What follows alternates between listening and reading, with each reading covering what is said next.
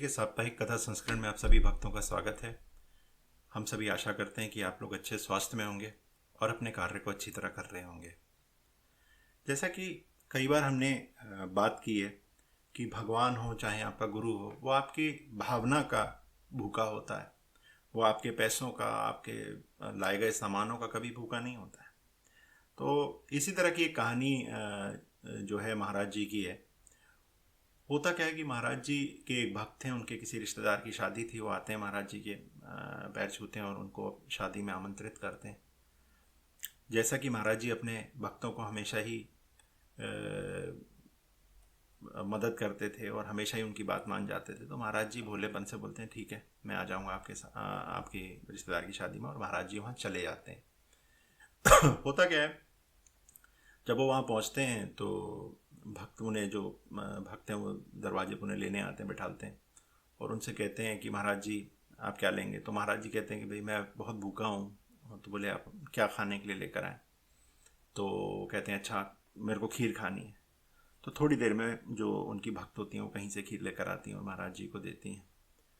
और महाराज जी खीर खाते हैं और वो जब खीर खा लेते हैं तो दोबारा उन भक्त से कहते हैं मुझे और खीर चाहिए।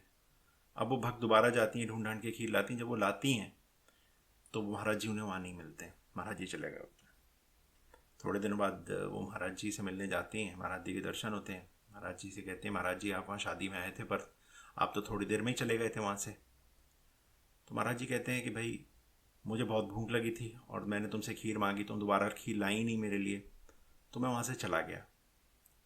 वो महाराज जी को बताती हैं कि अरे मैं यहाँ आ गई थी, वहाँ आ गई थी। पर महाराज जी कहते हैं कोई बात नहीं, और बात आगे हो जाती है। तो इस कहानी से हमको छोटी सी कहानी है, इससे क्या सीख है कि जब भी आप किसी अपने गुरु का सम्मान कर रहे हो, चाहे खाने से कर रहे हो चाहे किसी और चीज़ से कर रहे हो, तो उसकी तैयारी आपकी पहले से होनी चाहिए। और यदि आप किसी को अपने घर आमंत्रित करते हैं तो उसकी तैयारी पहले से होनी चाहिए। ऐसा नहीं होना चाहिए कि आपके गुरु आपके घर आए और आप चीज़ें ढूंढ रहे हैं और आप गुरु आपसे कुछ कहें, आप अपनी अलग अलग चीज़ें ढूंढ रहे हैं। तो इसी तरह जब भक्त ने गुरु जी को अपने यहाँ किसी शादी में आमंत्रित किया तो वो उनकी तैयारी नहीं थी और वो उसने उतना ध्यान भी नहीं दिया कि महाराज जी वहाँ बैठे हैं। वो महाराज जी को अकेला छोड़ के चले गए और धीरे धीरे बात आगे हो गई। इससे महाराज जी कभी रुष्ट नहीं होते थे। पर आज की तारीख में यदि आप अपने घर में किसी को भी निमंत्रण देते हैं तो आप उसका ध्यान रखिए। मैं आजकल बहुत लोगों को देखता हूँ कि जैसे आपके पति के कोई मित्र आ गए किसी छुट्टी के दिन, तो आप अंदर सो रहे हैं, आपके वो मित्र बैठे हैं, आप किसी तरह थोड़ी देर बैठ के चले जाते हैं। आपने अपने किसी रिश्तेदार को अपने घर बुलाया, आप आराम कर रहे हैं, आप बाहर भी निकल के नहीं आए और वो बेचारा रिश्तेदार मुँह की खाकर अपने घर चला गया। तो जब जैसा भी आप इस तरह अपने किसी भी व्यक्ति का निरादर करते हैं तो इसका आपको धीरे धीरे आपको भी उस चीज़ का परिणाम दिखने लगता है। क्योंकि जब आप उनके घर जाते हैं तो वो भी आपके साथ ऐसे ही करते हैं। जैसे को तैसा एक बात होती है, पर मैं इसको नहीं मानता हूँ। अगर कोई आपके साथ बुरा है तो आपको बुरा बनने की कोई ज़रूरत नहीं, आप अच्छे ही बने रहिए। एक आदमी बुरा है उसे बुरा ही रहने दीजिए, क्योंकि जो आदमी जो जैसे को तैसा करता है तो वो भी भगवान की नज़र में, आपके गुरु के शिष्य में उतना ही पापी है जितना पहले वाले व्यक्ति की तरह। दूसरी बात, आजकल मैं एक बात आप लोगों से बोलूँगा। आजकल जैसा ये बीमारी फैली हुई है, महामारी फैली हुई है, तो आजकल जो हमारे बच्चों के गुरु हैं वो सबसे ज़्यादा त्रस्त हैं, क्योंकि बच्चे उनकी बातें सुनते नहीं हैं। और आजकल मैं देखता हूँ कि वो लोग किसी तरह स्कूल खोलना चाहते हैं, क्योंकि हो क्या रहा है, जो ये आजकल ऑनलाइन परीक्षाएं हो रही हैं, इसमें विद्यार्थी जो हैं वो किसी तरह अच्छे नंबर पाने के लिए किताबों का सहारा लेते हैं, नकल करते हैं। तो उससे होता क्या, उनके नंबर तो बहुत अच्छे आ जाते हैं, उनके अंक बहुत अच्छे आ जाते हैं, पर उनकी ज्ञान जो है वो जीरो हो जाता है। और इसमें मैं देखता हूँ कई माँ बाप भी उन लोगों का साथ दे रहे हैं। मैं ऐसे माँ बापों से अनुरोध करूँगा कि आज तो आप अपने बच्चे की लाज बचा लेंगे, अच्छे नंबर दिखा देंगे, पर जब वो आगे जाके किसी भी प्रतियोगी परीक्षा में बैठेगा तो उस समय उसके नंबर कैसे बढ़ेंगे। और जब गुरु के साथ क्लास ले रहे हैं या गुरु की कक्षा में बैठे हैं, ऑनलाइन बैठे हैं, तो शायद 10-10 दिन से नहाए भी नहीं हैं, तैयार भी नहीं है, उठ के बैठ गए। तो इस तरह जो लोग बैठते हैं ना तो उन्हें कुछ समझ में आता है, क्योंकि आदमी को नींद से जागने के लिए तकरीबन 8 से 10 मिनट का समय लगता है। और उसके बाद जब वो स्कूल जाते थे तो वो नहा धो के तैयार होके जाते थे, तो एक मन में भी अच्छा चलो पढ़ना है, पर घर में यही सब काम करते हैं। तो इससे जो गुरु हैं वो बहुत परेशान है।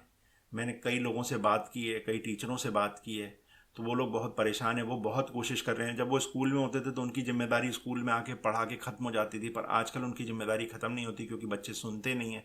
वो कुछ मांगते हैं, बच्चे उनको देते नहीं हैं। मान लीजिए अगर उन्होंने कहा कि ये कार्यक्रम पूरा जो है कर दीजिए, तो वो नहीं करते हैं, क्योंकि और दूसरी बात, उनके माँ बाप भी उनको उतनी तरह से ध्यान नहीं देते हैं कि भाई ये कर रहा है कि नहीं कर रहा है। तो इससे जो है गुरु परेशान हो रहे हैं, और आगे जाके आपके बच्चों को भी बहुत ज़्यादा दिक्कत होने वाली है। महाराज जी हमेशा ये कहते थे, जो गुरु होता है, चाहे टीचर गुरु जो भी होते हैं, उनका हमें हमेशा सम्मान करना चाहिए। सम्मान आप उनका पैसे से मत करिए, खाने पीने से मत करिए। सम्मान उनकी बात को सुन लीजिए, मान लीजिए। अगर वो आपसे कुछ पढ़ने को कह रहे हैं तो आप उसको पढ़ लीजिए। और ये संस्कार हमें अपने बच्चों में देने की आजकल बहुत ज़्यादा ज़रूरत है, क्योंकि इस पिछले 2 साल में वो बच्चे बिल्कुल ही निरंकुश हो गए हैं। क्योंकि माँ बाप जो हैं उतना ध्यान नहीं दे पाते, वो अपने कानों में मोबाइल में लगे रहते हैं, वो क्या कर रहे हैं मालूम नहीं। और आप समझिए एक ना एक दिन ये कोविड बीमारी ज़रूर जाएगी, और जिस दिन वो जाएगी आपका बच्चा जो है, जो 4 से 5 साल पीछे चला जाएगा, या 3 से 4 साल पीछे चला जाएगा, या 2 साल पीछे चला जाएगा, क्योंकि उस 2 साल में उसने कोई पढ़ाई नहीं की होगी। यदि आपका बच्चा नकल कर रहा है, आप उसे रोकें, तुरंत रोकें, क्योंकि वो अपने से ज़्यादा आपका बुरा कर रहा है, क्योंकि आगे जाके उसको आप ही को संभालना है। तो महाराज जी की इस कथा को हमने जब देखा कि महाराज जी सिर्फ इस बात से रुष्ट हो गए थे कि उन्होंने अच्छी तरह आप भगत नहीं किया, तो आप समझिए जिन जिन जिन टीचर्स हैं, जो अध्यापक हैं, वो कितना परेशान होते हैं, कितना गुस्सा होते होंगे कि उनकी, आप अगर आज की तारीख में किसी भी टीचर को देखेंगे तो आपको उसके चेहरे पे से वो खुशी जो है वो गायब हो चुकी है, क्योंकि उसको बच्चों को देखना है, बच्चे सुनते नहीं हैं। अगर मान लीजिए उसे एक तरह से दीवार से बात करना हो, तो एक अध्यापिका से मैं मिला, उसने बोला कि मैं तो इतनी कोशिश करती हूँ, कोई बच्चा जवाब नहीं देता, नाम लेने पे भी जवाब नहीं देता। तो आज की कथा में सिर्फ मैं ये बात जरूर बोल रहा हूँ कि हमें अपने अध्यापकों का ध्यान रखना चाहिए, और हमें अपने बच्चों का भी ध्यान रखना चाहिए, क्योंकि ये 2 साल जो हैं उनकी ज़िंदगी में दोबारा लौट के नहीं आएंगे। आप सब कुछ करिए, पर नकल, और ये ध्यान रखिए कि आपका बच्चा क्या कर रहा है, टीचर को जवाब दे रहा है कि नहीं दे रहा है। अगर नहीं दे रहा है तो आप उसे समझाइए कि उस जवाब को दे। और ये बहुत बहुत ज़रूरी है कि हमें अपने बच्चों का ध्यान रखना चाहिए।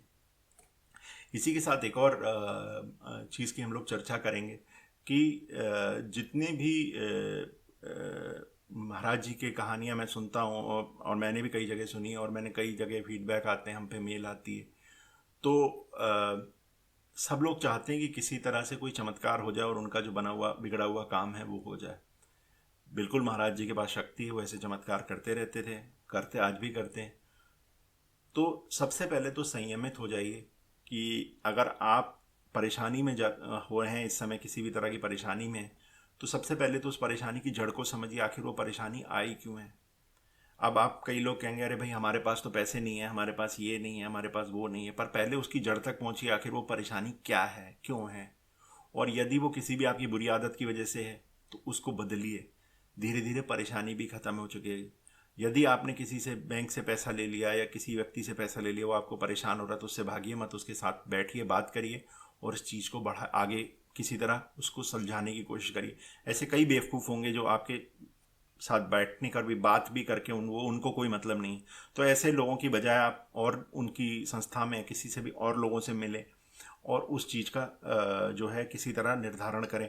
चाहे आपको उनके मैनेजिंग डायरेक्टर को मेल लिखनी पड़े, चाहे आपको उनके किसी नोडल अफसर को मेल करनी चाहिए। अगर कोई आपको, आज तक ऐसी कोई भी वित्तीय संस्था नहीं है जो अपने आप को, अपना जो पैसा उसने आपको दिया हुआ है उससे वो उसे वापस ना लेना चले, वो ज़रूर सेटलमेंट करते हैं, बात करते हैं। तो मैंने ऐसे कई मेल पढ़े हैं जिसमें लोग लिख रहे हैं कि उनको कोई वित्तीय संस्था परेशान कर रही है, तो उसके अधिकारी से बात करिए। जो आदमी आपसे डील कर रहा है, वो हो सकता है कि बेपढ़ा लिखा हो, कोई कलेक्शन एजेंसी का आदमी हो, तो उससे डरने की कोई व्यवस्था नहीं, कोई दिक्कत नहीं है। आप बिल्कुल पुलिस के पास जा सकते हैं और उस चीज़ को बता सकते हैं कि ये परेशान कर रहा है, और धीरे धीरे उसकी संस्था में और किसी आदमी से बात करके उस चीज़ को किसी भी तरह सुलझा सकते हैं।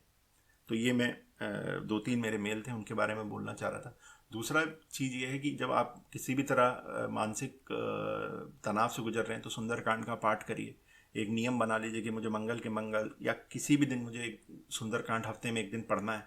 आप जब सुंदरकांड पढ़ेंगे, पहली बार आपको नहीं पढ़ पाएंगे, 2 घंटे लगेंगे, और धीरे धीरे अगर आप करेंगे तो 45 मिनट से एक घंटे के अंदर आप पढ़ पाएंगे और आपको चीज़ें समझने आने लगेंगी। और जब चीज़ समझ में आने लगेगी तो आपको ये समझ में आएगा उसमें ज़िंदगी के जितनी परेशानियाँ उनका कोई ना कोई उपाय उसमें ज़रूर है।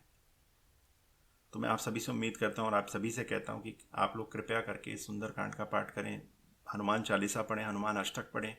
इससे आपको बहुत ज़्यादा शक्ति मिलेगी। तो इसी के साथ आज का ये संस्करण यहीं समाप्त करते हैं। धन्यवाद।